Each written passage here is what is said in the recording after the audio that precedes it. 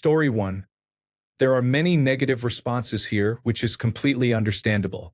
However, I want to add a positive perspective from someone who has experienced difficult situations.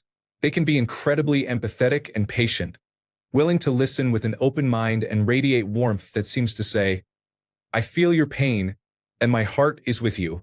Coming out of a painful period in life can help a person understand why others behave the way they do, because they know what pain does to a person. Story 2.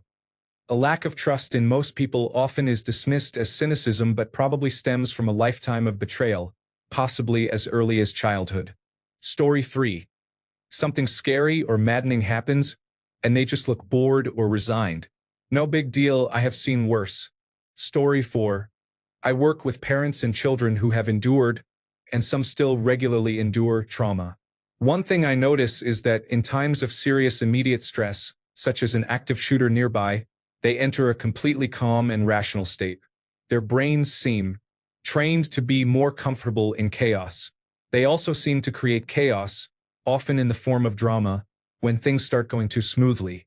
Many people see this as self-sabotage, but if you are used to living in chaos, calm can feel unfamiliar and frankly scary. Story 5. People who are kind to others but not to themselves. Story 6. Apologize frequently, especially if you have not done anything wrong. Story 7. The way they carry themselves, such as a certain weariness in their eyes or a tendency to keep their distance in conversations, is subtle. However, there is usually a depth of experience or an emotional weight that can be sensed in their demeanor or in the way they speak. Story 8. They automatically assume that the worst possible outcome will happen because it always has in the past. Story 9. They show intense gratitude for simple acts of kindness, such as handing them a glass of water. Story 10. The ability to read the room. People with traumatic memories often have to be alert to small warning signs indicative of impending danger. That survival skill can become finely honed and just a part of who they are. Story 11. Tired body language, as if they had been slumped over or something. Story 12. Very self-reliant. They have had to take care of themselves since a young age. Story 13. They are very quiet and usually on their own, as if they live in their own little world. Story 14. The way some people hesitate and take a deep breath before speaking. Story 15. If you twist the door handle before closing it to avoid the latch making a sound. If you are like me and 6 feet 3 inches walking around quietly, do you cut the tops of the chip bags off so they do not make a crinkle noise when you reach in? Your parents were likely narcissists, and you did your best to go unnoticed. Those habits continue in life. Story 16. They are less surprised and shocked at the absurdity of life. Story 17. They are suspicious and slow to trust someone in a low-stakes situation. Story 18. Wow. There are some really emotionally intelligent and aware people in this thread. I wish I could have people like this around in real life. Story 19. Struggles with everyday tasks but performs exceptionally well in emergency situations. Story 20. Being passed over constantly for recognition. Hear me out. Some of the best people I have ever met, who I know have been through difficult experiences, are never acknowledged for how hard they work because they are so hardworking. It just becomes a normal part of who they are. The saddest part is they are left thinking they are still not enough. Story 21. They will ask you what is wrong without you ever opening your mouth. Hurt souls recognize other hurt souls. Story 22. Flinching. When my fiancé and I first got together, I would flinch anytime he came near me for a hug or kiss. I never noticed it until he mentioned it. Trauma is difficult. Story 23. I was bartending one night and served an older couple with a smile. They were really nice, and I did not think I was acting any differently, even though I was going through a lot at the time. The elderly lady looked at me after I had cashed them out and said, "You have a really sad look in your eyes. It is going to get better." She could tell I was struggling just by looking into my eyes, like some sort of magic. Story 24. Overreacting or underreacting to scenarios. Positioning themselves facing an exit. Never asking for help. Disassociating frequently. Story 25. They are able to read people. They run through countless scenarios and predict people's reactions and behaviors. Ultimately, they do not get mad or disappointed by others because they saw it coming. Occasionally, if something really hurts, they may feel a little tired or even relieved. For the most part, they have shut down emotionally, but every once in a great while, they think maybe this person will prove me wrong. Story 26. Apologizing frequently. They feel guilty for things they did not even do. Story 27. Which way they look while talking. Either they look down and do not make eye contact, or their eyes are never still, flitting around as if looking for bad things to happen. Story 28. How they notice everything around them because they grew up being exposed to dangerous situations. Story 29. Being a people pleaser to the point that it does them a disservice. Story 30. They often offer advice or support easily, drawing from their own experiences. Story 31. Physical scars. I am a good example because I was a heroin addict for 30 years. It has been 14 years since I used, but I carry the physical scars of addiction. I notice other people's scars. It does not have to be just track marks. I have noticed scars from abuse, trauma, and other causes. Story 32. There are many good answers here, but much depends on where they are in the healing process of the trauma. Story 33. People who read the smallest changes in body language have often developed that as a survival skill. If they say it is time to get away from someone, do not ask questions. Just go. Story 34. I do not know if I like this thread. There are too many instances of myself in here. Story 35. This post is very relatable. I experience a few of these things. The biggest one is a strong startle reflex, such as when someone comes to the door or surprises me. This developed later in life. My teenage daughter found it funny and would hide to scare me and record it until I explained how much it triggered a trauma response in my body, which then causes widespread pain. I also tend to take things personally and am working on it. I empathize with every one of you. Story 36. Feeling responsible for everyone's emotions. If people at a gathering are bored, it is because I am boring specifically and need to figure out how to make it better. Story 37. Reads the temperature of a room immediately and adjusts responses and conversations to that atmosphere. Story 38. As a manager, the person is funny and charming. They have built impressive walls to feel likable but are hiding some intense insecurities. Story 39. When they say sorry for everything. When they say it is what it is. When they are quiet and keep to themselves. To name a few. Story 40.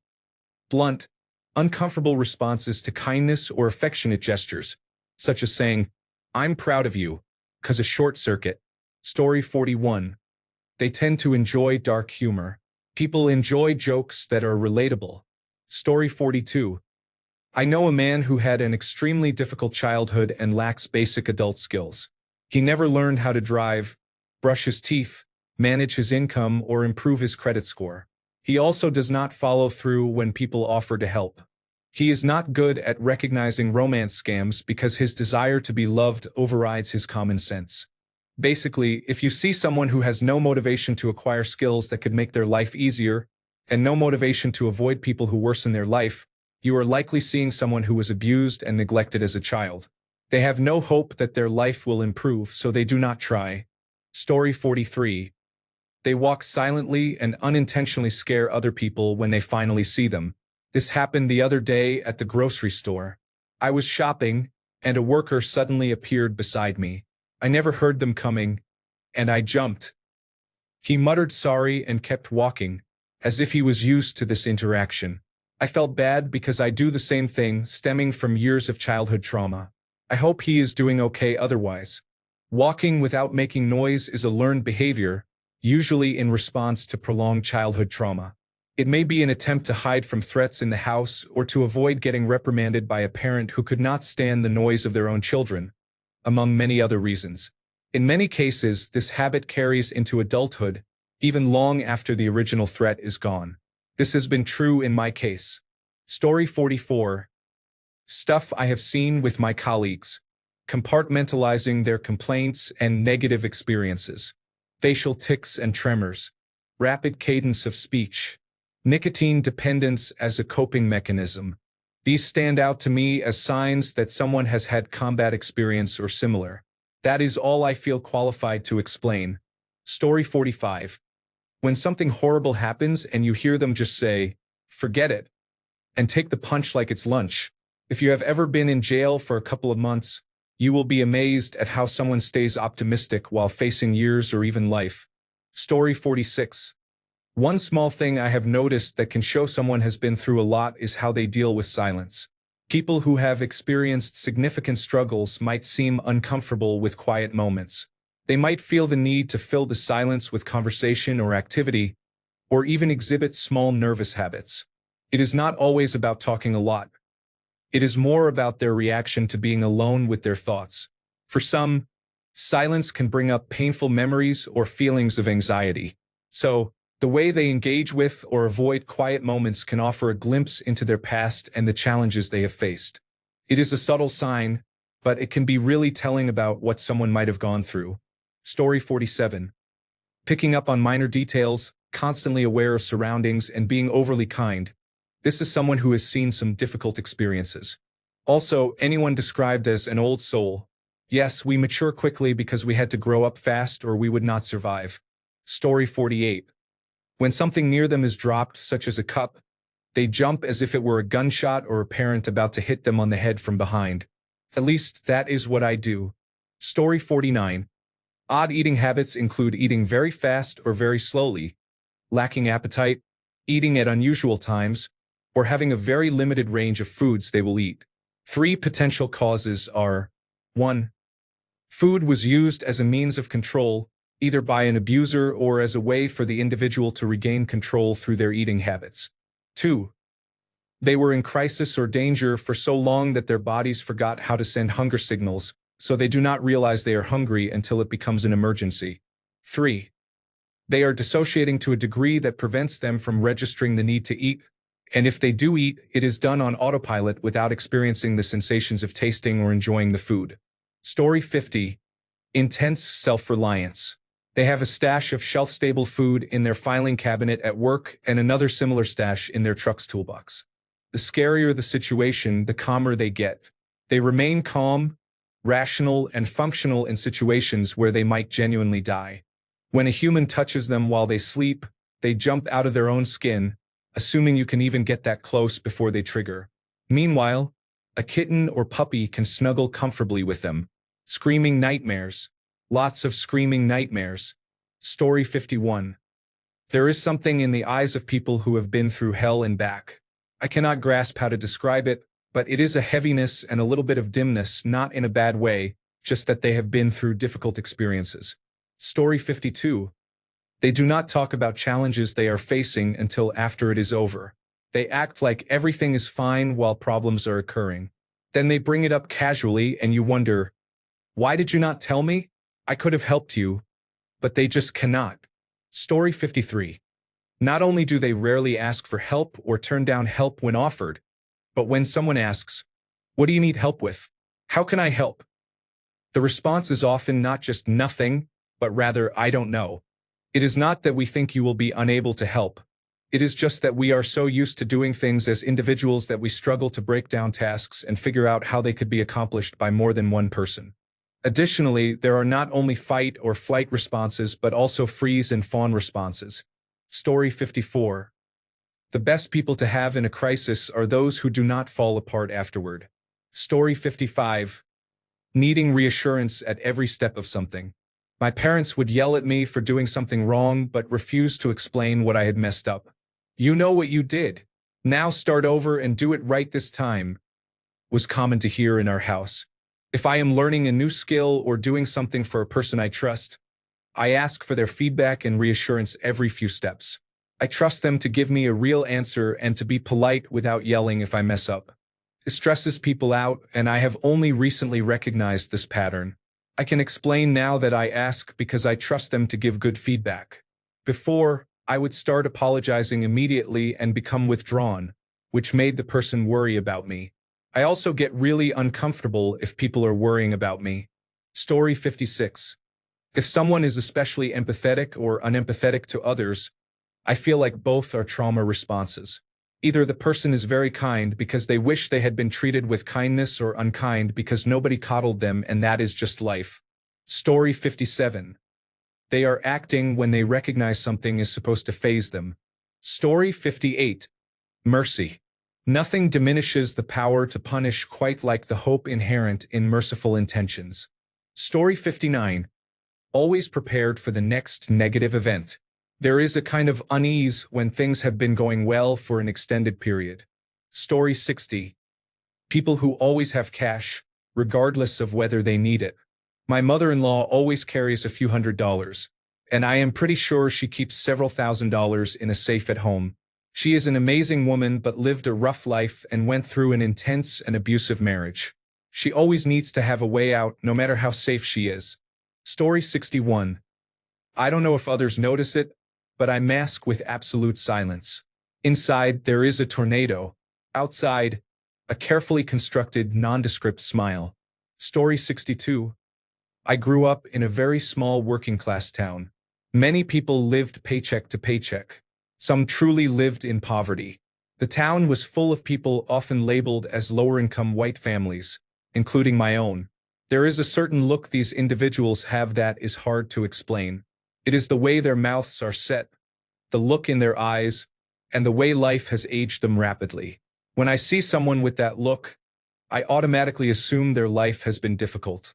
Story 63. I finally stopped asking my new husband if what I am wearing is okay because my ex-husband would not say anything until after we got home, and I would be punished for insulting or embarrassing him by wearing that. Story 64. There is sometimes a small scar you might see on a woman's chest, a couple of inches below the collarbone, off to one side. That is where she had her port for chemotherapy infusions. It means you are looking at a survivor. Story 65. A number tattooed on the arm of an elderly person. Or at least in the 1980s, in a Jewish delicatessen, it had an impact on me. Story 66. When a person is not able to accept a simple compliment or believe that someone actually cares for them, when they always apologize for bothering, imposing, or taking up too much of someone's time, or when they are unable to see the value in themselves. Story 67. They are animal advocates. Beyond just liking animals, they protect them. Story 68. Tolerant and patient, they have seen more than I can imagine. I am caring for a younger husband who has Alzheimer's disease. This is my 5th year, and I am still learning from others. I hope to finally achieve their wisdom and calmness. This is what I need the most while dealing with this situation, not what I planned for our retirement. Story 69. If they say sorry for things they did not even cause, frequent apologies are a sign of trauma. Story 70. Nothing really stresses them out because they know what real stress and anxiety feel like. Story 71. Constantly asking if someone is upset with them or if they did something to upset them. From experience, I tend to overanalyze situations. Story 72. A personal experience for me, not sure how it applies to others, but it involves a huge sense of self-awareness, realization, acceptance, and accountability. Essentially, blaming themselves for everything but being okay with it. Story 73. Being eerily calm, cool, and collected while in the midst of a literal difficult situation, but highly reactive to small things. Complex post-traumatic stress disorder here. Story 74. Constantly breaking eye contact while conversing or looking past the person they are talking to. Story 75. They are incredibly grateful for even the slightest compliment or good deed because they were conditioned with intermittent reinforcement, where someone mistreats them 95% of the time, but they stay for the 5% when maybe they are not unkind and they cling to that. Story 76. After reading this thread, I have come to realize that what doesn't kill you does make you stronger. It is difficult, but all the trauma from my childhood and first marriage made me the person I am today. I am incredibly grateful my husband was the first person in my life to show me unconditional love and taught me how to express my feelings. I am now a very empathetic and strong person. No amount of therapy could have given me this. I hope those of you who have been hurt can find it in yourselves to know that it does and can get better. Keep fighting, everyone. Story 77. Look for bags under the eyes, such as wrinkles and dark circles.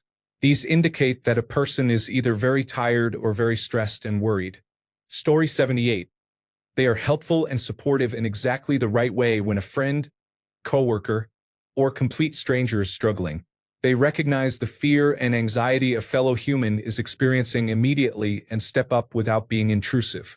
They are a calming presence when you are in a storm. They also give great advice, thoughtful and personalized to your situation. They watch and listen, having unconsciously learned to quickly examine and assess a situation and determine the best course of action. Story 79. They listen and observe. They ask questions about others. Story 80. They smile when things are not great. It is not a happy moment kind of smile, but their attempt to help others not feel how they feel. The kindest people have usually been through some of the worst experiences. Story 81. They have a large amount of empathy towards people they do not know and towards animals. They remain composed in a crisis and are great at breaking down emerging problems into manageable parts. They do not let small issues ruin their day and generally position themselves with their back against a wall in crowded spaces so they can see everyone in front of them. They go quiet when offered help with something they are struggling with because they know they need it but cannot accept it, rendering them speechless. Story 82. Not long ago, I went out to eat with my wife. At the place we went to, there was an amazing server who is a true professional. You can tell in every move that he is the hardest working person there. He is incredible, and I always tip him close to 40% because he is that good. During this visit, he came, took our order, and left. My wife then turned to me and said, "He has done time." I asked her how she could tell that, and she said that he always puts his hands on the table before he starts talking to us. According to her, when you approach a dining table in prison, you always put your hands on top of the table to show you have no malicious intent. I paid attention during the rest of the meal, and sure enough, every time he approached the table without food, he would place his hands on top of the table. I do not know if what she says is true or if that is just the way he works, but it really deepened his backstory for me. It gave a very respectable reason behind the hustle, and I really appreciate the hard work he is putting in to stay out of jail. I was so impressed I gave him a larger than normal tip to show my appreciation. Even if what my wife says is not true, I still appreciate how hard he works at a job where some people would put in the absolute minimum. Story 83. For me, it is when I find someone showing the same odd reactions to things as I do. That is, reacting by laughing hysterically during wildly inappropriate situations or having a deadpan face while watching very wholesome content. Story 84. Empathy and compassion often come from people who have experienced really awful things. They learn from the experience, grow, and become better people. They develop empathy, which is a good reward for all their hard work. Story 85. A lack of trust in the world and the people in it. I love animals and children though. Story 86. Always apologizing. Always flinching. Jumping at everything. Irrational fears. Story 87. Just curious, does anyone else get caught up in memories to the point that they are speaking the words out loud? Story 88. Sadly, they often do things to undermine the positive experiences that happen to and for them. It is as if they believe they do not deserve it and act to create the chaos they consistently experienced in their youth. Story 89. Being calm in a crisis, we tend to perform well in emergency situations. Story 90. One thing I realized in this post is that everyone is talking about us using they/them. No one starts with, I had a friend who. I do not know if us being the ones who have been through a lot is the result or the reason. Story 91. Humor in the face of adversity helps people who have been through a lot develop an, if I can't laugh, I'll cry, or what else do you have? Attitude. Story 92. An almost unsettling joy, an overly positive vibe to them. Sometimes people are so clearly choosing happiness because if they do not, depression will swallow them. Story 93. Apologizing too much. I regularly tell people, it is not your fault. Stop apologizing. Story 94. People who do not tolerate mistreatment. Not even a little bit. Nor excuses like, it is just a joke, or you are overreacting. They are beyond being a doormat already. Story 95. I'm a person who has been through a lot. Like a lot, a lot. I see people saying that we don't ask for help. I want to say the opposite. I ask for help very much. I am very good at delegation in my jobs.